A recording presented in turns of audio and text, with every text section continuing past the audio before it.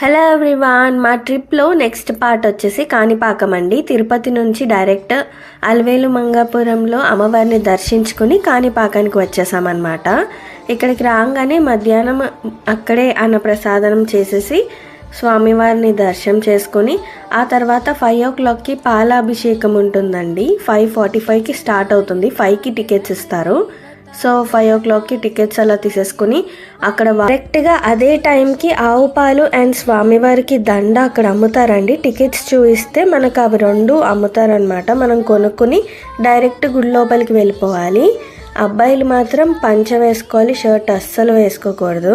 And లోపల గర్భగుడి లోపల కూర్చోబెట్టి మన ఎదురుగానే పాలాభిషేకం చేస్తారు. చాలా బాగుంటుందండి. అర్చన కూడా చేస్తారనమాట. అభిషేకం అండ్ దర్శనం అయితే చాలా బాగా జరిగిందండి. 2 times చేసుకున్నాం. అండ్ నెక్స్ట్ వ్లాగ్లో నక్షత్రవనం పెడతానండి. కాణిపాకంలో ఉంది, చాలా బాగుంటుంది, మిస్ అవ్వద్దు అసలు.